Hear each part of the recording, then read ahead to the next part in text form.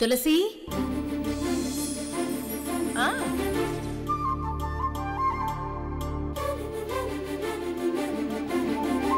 పడుకో.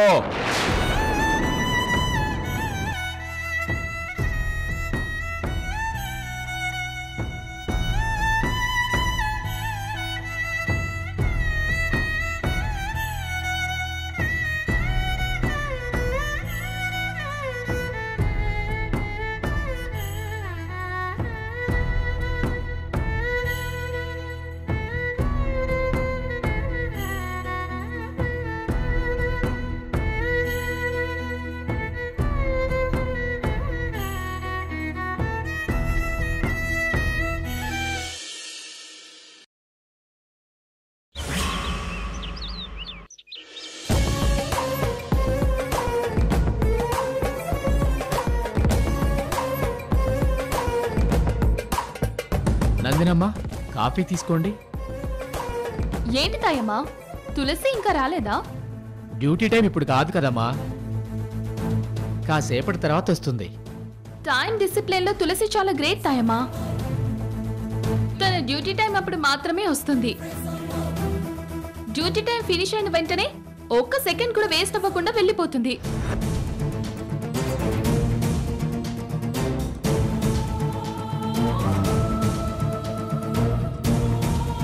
తాయమ్మా, అలా వెళ్ళిపోతున్నావేంటి? ఏంటమ్మా చెప్పండి. రాత్రి మనం లక్ష్మికి ఇచ్చిన పాలల్లో లక్ష్మి సంజయ్ ఒకటయ్యేలా మందు కలిపాం. దాని రిజల్ట్ ఏంటో మనం తెలుసుకోవాలి కదా. అవునమ్మా, తెలుసుకోవాలి. నేనిప్పుడు వెళ్ళి డోర్ నాక్ చేస్తే బాగోదు, నువ్వే వెళ్ళి చూడు. వాళ్ళిద్దరి వాలకం చూస్తే నీకు బాగా అర్థమైపోతుంది. ఆ తర్వాత నా దగ్గరికి రా. అలాగేనమ్మా.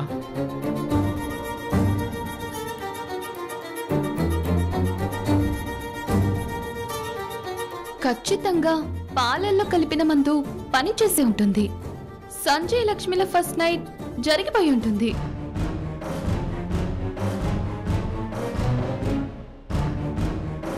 ఈశ్వరా, పరమేశ్వరా, లక్ష్మమ్మ ఇష్టపడకుండా తన శోభనం జరగకూడదు. జరిగుండదని ఆశిస్తున్నాను. లక్ష్మమ్మ, లక్ష్మమ్మ! ఏంటి తాయమ్మా?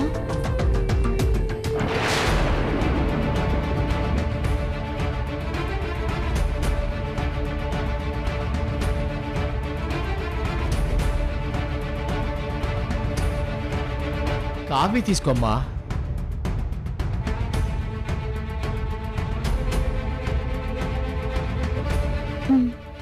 సరే.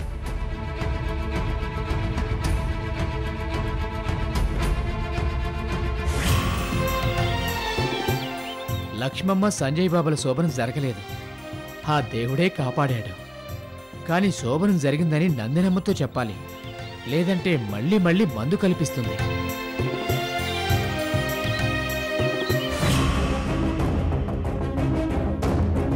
ఏంటి తాయమ్మా, గమనించావా? కాఫీ ఇచ్చే వంకతో వెళ్ళానమ్మా, అంతా గమనించాను. ఏం గమనించావు? నలిగిపోయిన పువ్వులు చూశాను, అటు జరిగిపోయిన మంచం చూశాను, తల వంచుకున్న లక్ష్మీ మొహంలో సిగ్గు చూశాను. తాయమ్మా, నువ్వు చెప్పేది నిజమా? అవునందినమ్మా, వాళ్ళ శోభనం జరిగిపోయింది.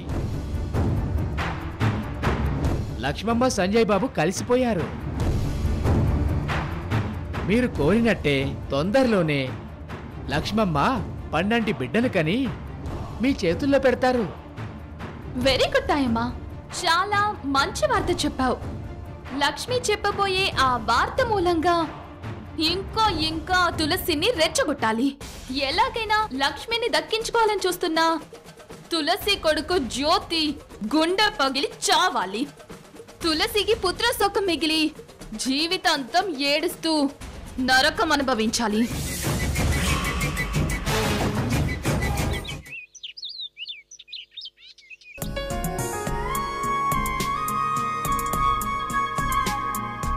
అత్తయ్య, ఈరోజు వంట నేనే చేయాలి, మీరెందుకు చేశారు? మరేం పర్వాలేదు రేవతి. చిన్నోడికి నా మీదున్న కోపం పోయి నాతో మాట్లాడాలని వాడికిష్టమైన బిస్మిల్లాబాత్ రెడీ చేశాను. ఇది చెప్పిన వెంటనే వాడొచ్చి టిఫిన్ చేసేస్తాడు చూడు. అదిగో అత్తయ్య, జ్యోతిరాదిత్య వచ్చాడు. జ్యోతి, నీకిష్టమైన బిస్మిల్లాబాద్ చేశాను, రా వచ్చి తిని వెళ్ళు. వదినా, ఈ రోజు నుంచి నా బ్రేక్ఫాస్ట్, లంచ్, డిన్నర్ అన్నీ బయటే. రే, ఏంట్రా అంత పెద్దోడు అయిపోయావా? నా మీద నీకెప్పుడైనా కోపం వస్తే ఆ ఒక్క పూట భూంచేయకుండా అలిగేవాడివి. తర్వాత సారీ అమ్మా అంటూ వచ్చి నా చేతి గోరు ముద్దలు తినేవాడివి. కానీ ఈ లక్ష్మి విషయంలో నీకంత పట్టుదలేంట్రా? చెప్పు. జ్యోతి, లక్ష్మిని ఈ ఇంటి కోడలుగా తీసుకురావాలని, నీ ప్రేమని గెలిపించాలని అత్తయ్య గారు ఎంతగా ప్రయత్నించిందో నీకు తెలిసి కూడా అత్తయ్య గారి మీద నీకింత కోపమేంటి? నీ గురించి ఆలోచిస్తూ అత్తయ్య గారు రాత్రి మొవలు నిద్రపోవట్లేదు. నీ గురించి బాధపడుతున్న మనిషిని ఇంకా ఇంకా ఎందుకు బాధ పెడతావు? నేనెవ్వరిని బాధ పెట్టడం లేదు వదినా. నా బాధ అర్థం చేసుకోమని బతిమలాడుకుంటున్నాను, కానీ ఎవ్వరూ అర్థం చేసుకోవట్లేదు. ఏం అర్థం చేసుకోవాలరా? పెళ్ళైన ఒక ఆడపిల్లని నీ భార్యగా ఇంటికి ఎలా తీసుకురమ్మంటావు? వదినా, ఆ నందిని మన కుటుంబం మీద ఉన్న పగతోనే లక్ష్మిని నా నుంచి దూరం చేసింది. ఆ గోవర్ధన్ మన కుటుంబంతో మళ్ళీ ఎలాంటి సంబంధాలు కలుపుకోకూడదనే పంతంతో మా ప్రేమని విడదీశాడు. ఎవరు ఎన్ని ప్రయత్నాలు చేసినా లక్ష్మిని నా నుంచి దూరం చేయలేరు. రేయ్, దూరం చేయడం ఏంట్రా? నందిని తమ్ముడు సంజయ్ లక్ష్మి మెడలో తాలి కట్టినప్పుడే తను నీకు దూరం అయిపోయింది. అది తెలిసి కూడా ఇంకా నువ్వు లక్ష్మి కావాలి కావాలని ఆరాటపడుతున్నావంటే అర్థమే లేదు. రే జ్యోతి, ఇప్పటికే అమ్మ నువ్వు చాలా బాధ పెట్టావు, టెన్షన్ పెడుతున్నావు. లక్ష్మి గురించి పూర్తిగా మర్చిపోయి నీ కెరియర్ మీద కాన్సన్ట్రేట్ చేయి. నీ ఫ్యూచర్లో లక్ష్మి ఇంకా లేదని ప్రాక్టికల్గా అర్థం చేసుకో. నీ మనసు మార్చుకోరా. రే, నీ మనసుకి ఇప్పుడు అది కష్టంగా ఉన్నా తప్పదురా జ్యోతి, అర్థం చేసుకో. ఇంతమంది చెప్తుంది నీ సంతోషం కోసమే జ్యోతి, నీ మంచి కోసమే. వదినా, మీరందరూ నా మంచి కోసమే ఆలోచిస్తూ నా మనసు మార్చుకోమని చెప్తున్నారు. కానీ చెప్పాల్సింది లక్ష్మికి, లక్ష్మి మనసు మార్చుకోమని. మెళ్ళో మంగళసూత్రాలు విసిరిగొట్టి రా అని చెప్పాలి. అప్పుడు లక్ష్మి వస్తుంది. రే రే రే, అది నీ అత్యాసరా? లక్ష్మి అలాంటి పని చేయదు. నీకోసం గడప దాటి రాదురా. జ్యోతి, ఆవేశంలోనూ పిచ్చి ప్రేమలోనూ నువ్వేం మాట్లాడుతున్నావో నీకు అర్థం కావట్లేదు. లక్ష్మి నిన్ను వదులుకోవడానికి సిద్ధపడి సంజయ్ భార్య అయిపోయింది. అలాంటి అమ్మాయి మళ్ళీ నీ గురించి ఎందుకు ఆలోచిస్తుంది? నీకోసం ఎందుకు వస్తుంది? రే, పిచ్చి పిచ్చి ఆలోచనలతో అనవసరంగా అందరికీ ప్రశాంతత లేకుండా చేయకురా. అన్నయ్య, లక్ష్మి నా కోసం వస్తుంది. తనకి 5 days టైం ఇచ్చాను.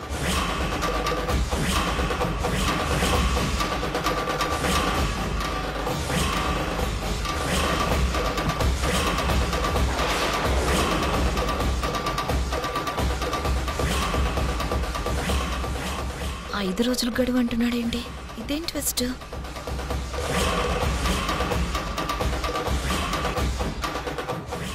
ఐదు రోజులు టైం ఇవ్వడం ఏంట్రా? అసలు లక్ష్మిని ఎప్పుడు కలిసావు?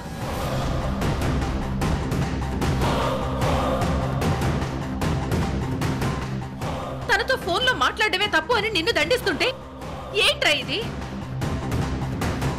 నా మాట లెక్క చేయకుండా నీ ఇష్టానికి ఇలా ప్రవర్తించడం, అది నన్ను అవమానించినట్రా. ఈ విషయం నీకెందుకు అర్థం కావట్లేదు? అన్నయ్య, నేనెవ్వరిని అవమానించట్లేదు.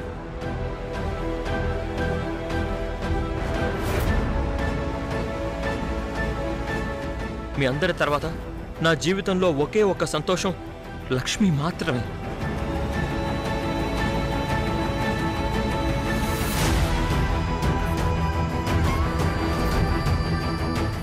నా సంతోషాన్ని నేను వెతుక్కోవడం తప్పని మీరు కాదు, ఆ దేవుడే దిగొచ్చి చెప్పినా నేను వినను. నాకు లక్ష్మి కావాలి.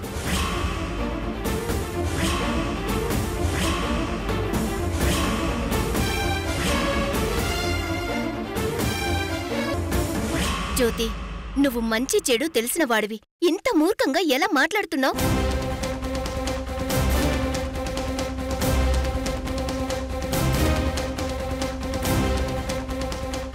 లక్ష్మిని నువ్వు ఎంత ప్రాణంగానైనా ప్రేమించుండొచ్చు, కానీ ఇంకో అబ్బాయితో పెళ్లి జరిగాక నువ్వలా కలవడం తప్పు.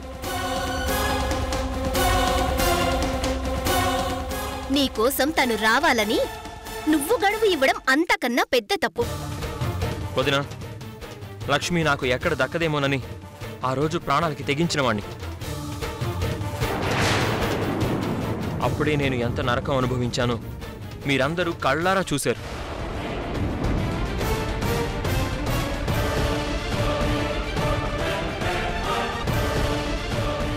కానీ ఈరోజు లక్ష్మీ మెడలో ఆ నందిని తమ్ముడు తాళి కట్టాడని తెలిసాక అది నా మనసుకి ఇంకెంత నరకంలా ఉంటుందో మీరెందుకు ఆలోచించలేకపోతున్నారు?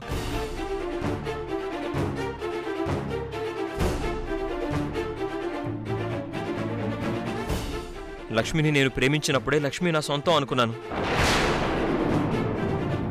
లక్ష్మిని మర్చిపోమని మీరిచ్చే సలహా నాకు ఎలా వినపడుతుందో తెలుసా? ఇంకా ఎందుకు బతుకున్నావు, చచ్చిపోరా అన్నట్టు వినబడుతుంది. రే జ్యోతి, రే చచ్చిపోమంటారా? జ్యోతి, ఏంట్రా మాటలు? అన్నయ్య, ఇప్పటికి కూడా చెప్తున్నాను, లక్ష్మి నాకు దక్కుతుందనే నేను ఇలా మాట్లాడుతున్నాను. ఖచ్చితంగా లక్ష్మి నాకు దక్కి తీరాలి. రే జ్యోతి, అమ్మా అమ్మా,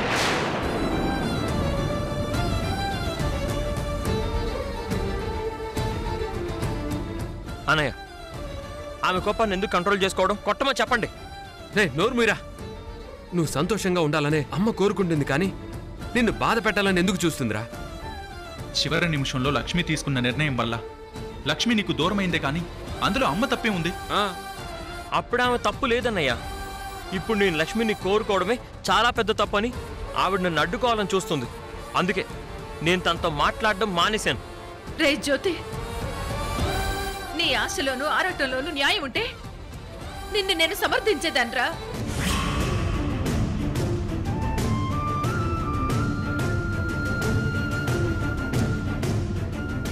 తోడబుట్టిన అన్నయ్యనే నేను లెక్క చేయలేదు. ఇక నందిని లాంటి వాళ్ళు 100 మంది వచ్చినా అస్సలు లెక్క చేయను. కానీ లక్ష్మి మెళ్ళో సంజయ్ తాళి కట్టాడురా. ఆ తాళి కట్టుబడి లక్ష్మి ఆగిపోయింది. అలాంటి లక్ష్మిని నేను నీకోసం తీసుకురాలేను. వదినా, మీరెవ్వరూ తీసుకురాకపోయినా నా ప్రేమ కోసం లక్ష్మి వస్తుంది.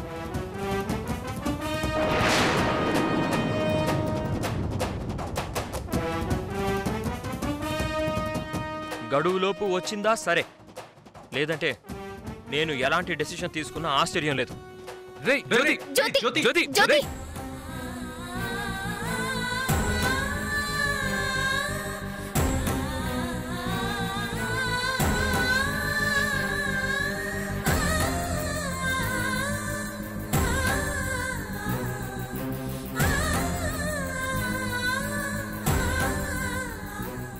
వీడేంటమ్మా ఇంత మొండిగా తయారయ్యాడు? వీడి వల్ల మళ్ళీ గొడవలు మొదలయ్యేలా ఉన్నాయి.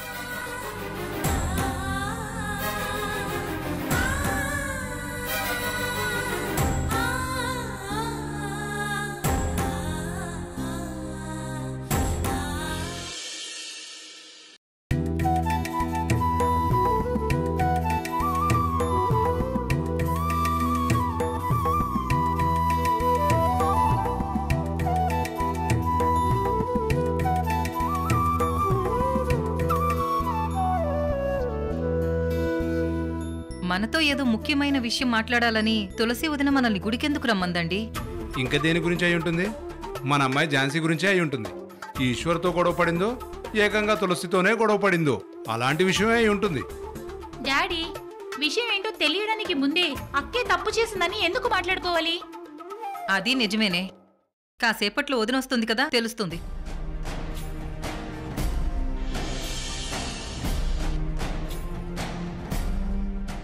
అదిగో తులసి ఆంటీ వచ్చేశారు.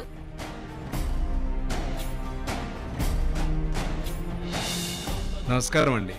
నమస్తే అన్నయ్య గారు. నమస్తే వదినా. నమస్తే వదిన. బాగున్నావా? బాగున్నానంటీ. నా కోసం చాలాసేపటి నుంచి ఎదురు చూస్తున్నట్టున్నారు. అదేం లేదు చెల్లెమ్మ, ఇందాకే వచ్చాం. దేవుడు దర్శనం చేసుకుని ఇటువైపు వచ్చాం. ఆ, ఇంతకీ ఏ విషయం గురించి రమ్మన్నావు? చెప్తానన్నయ్య.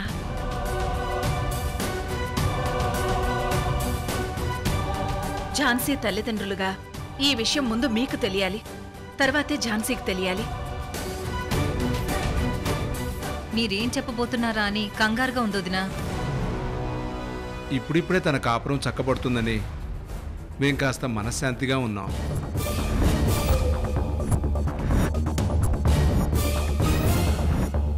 మళ్ళీ మా అమ్మాయి వల్ల మీ ఇంట్లో ఏదైనా గొడవ జరిగినా మీకేమైనా ఇబ్బంది కలిగి ఉన్నా మమ్మల్ని క్షమించండి అమ్మా. ఝాన్సీ వల్ల ఈ మధ్య అలాంటి గొడవలు లేవన్నయ్య. తను ఏ తప్పు చేయలేదు.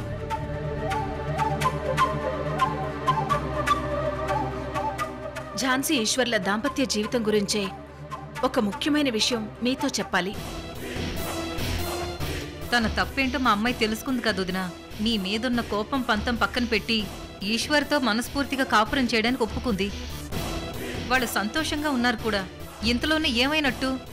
ఝాన్సీ ఒప్పుకుంది, కానీ నిజానికి వాళ్ళిద్దరూ ఇంకా దగ్గర కాలేదు, సంతోషంగా లేరు.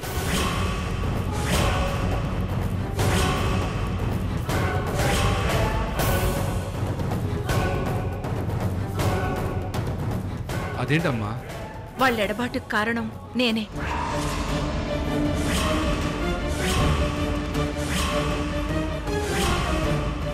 ఏం చెప్తున్నారండి? అనుక్షణం కొడుకుల సంతోషాన్ని కోరుకున్న మీరు వాళ్ళ ఆనందాన్ని చెడగొడుతున్నావా? అవునన్నయ్య. వాళ్ళ ఈ ఎడబాటు కూడా ఒకందుకు మంచిదే అయింది. వాళ్ళే చెప్తున్నారండి. వాళ్ళ దాంపత్య జీవితాన్ని చెడగొడుతూ మరి పైగా మంచిదంటున్నారేంటి? ఈ విషయం తెలిస్తే ఏ తల్లిదండ్రులకైనా కోపం రావడం సహజమే. కానీ ఝాన్సీ ఈశ్వర్ల జాతకరీత్యా వాళ్ళింకా 6 నెలల పాటు దాంపత్య జీవితానికి దూరంగా ఉండాలి.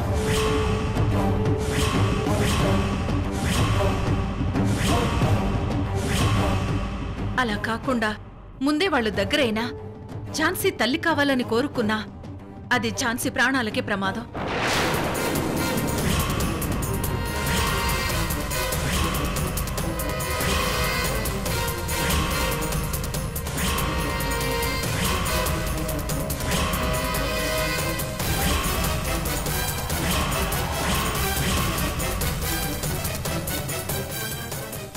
ఝాన్సీ ఈశ్వర్ల పెళ్లి జరిగి ఇన్ని రోజులైనా వాళ్ల కాపురంలో ఈ కలతలేంటి అని నాకు అనుమానం వచ్చి వాళ్ల జాతకాలు ఒక మంచి పండితుడికి చూపించాను.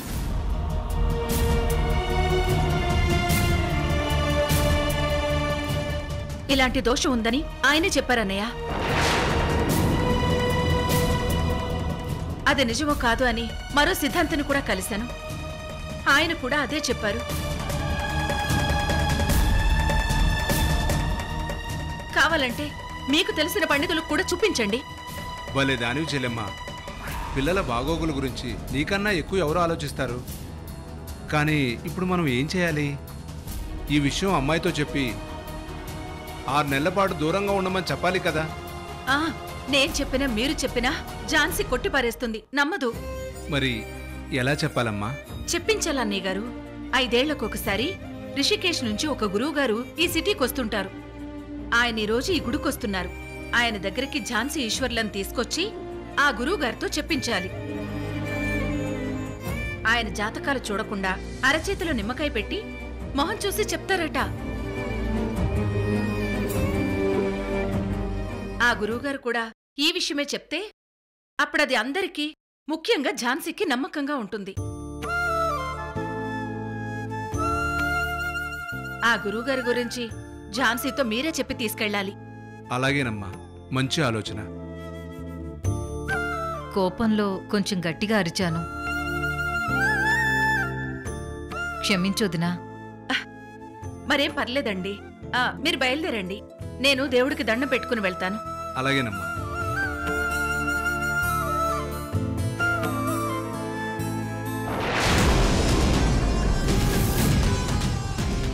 భగవంతుడా, నాకింతకంటే వేరే మార్గం లేదు. ఝాన్సీ తల్లి కావడానికి వీల్లేదు. ఝాన్సీ ఈశ్వర్ల మధ్య ఈ దూరం కొనసాగాల్సిందే.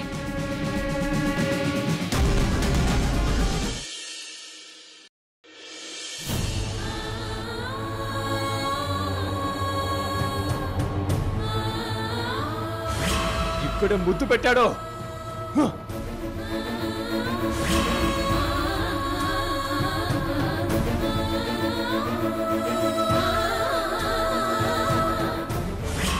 ఈ పాలతో నీ పాపం కడిగేశాను. ఫేస్ వాష్ చేసుకోకో, ఇలాగే పడుకో, అప్పుడే నువ్వు పునీతం అవుతావు. మీకు పెళ్ళై ఇన్నాళ్ళైనా మీ దాంపత్య జీవితం ఇంకా మొదలవ్వలేదు. దానికి ఏదైనా పరిహారం ఉంటే చెప్పండి. మీరు మరో 6 నెలలు వేచి చూడక తప్పదు. మాతృత్వం కోసం ఆశపడితే మీ ప్రాణాలకే ముప్పు.